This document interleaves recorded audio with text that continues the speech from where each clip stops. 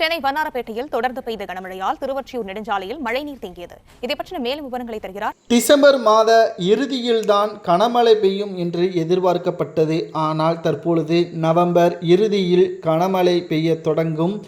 4 புயல் வரவுள்ளதாக தனியார் வானிலை அறிக்கை மையம் தெரிவித்திருக்கிறது.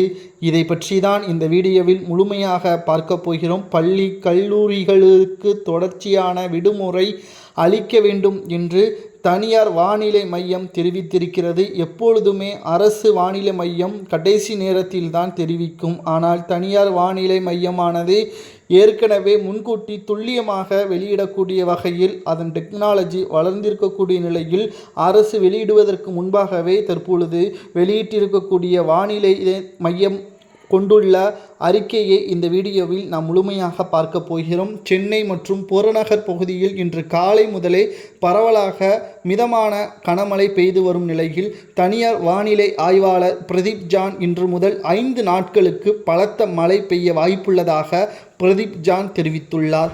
தெற்கு வங்கக்கடல் பகுதியில் காற்றழுத்த தாழ்வு மண்டலம் உருவாகியுள்ளதை தொடர்ந்து தமிழகத்தில் பல்வேறு மாவட்டங்களில் கனமழை முதல் அதிக கனமழை பெய்யக்கூடும் என்றும் இந்திய வானிலை ஆய்வு மையம் அறிவித்துள்ளது.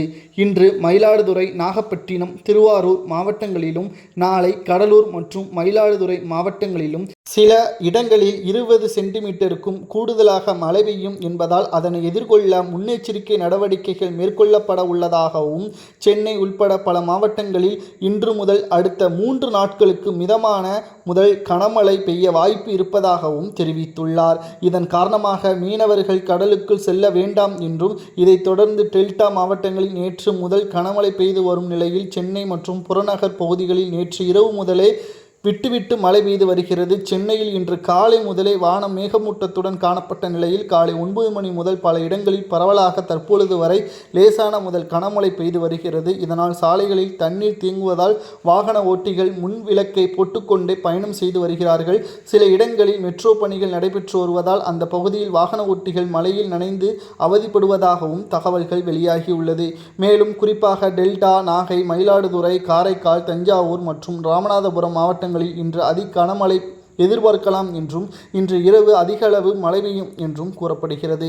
இதனால் நாளை மற்றும் 4 நாட்களுக்கு டிசம்பர் 1ஆம் தேதி வரை மழை நீடிக்கும் என்றும், இதனால் பள்ளி கல்லூரிகளுக்கு விடுமுறை அளிக்கப்பட உள்ளதாகவும் சென்னை மற்றும் டெல்டா மாவட்டங்களில் பள்ளி கல்லூரிகளுக்கு விடுமுறை அளிக்கப்பட உள்ளதாக வெளியாகி உள்ளது.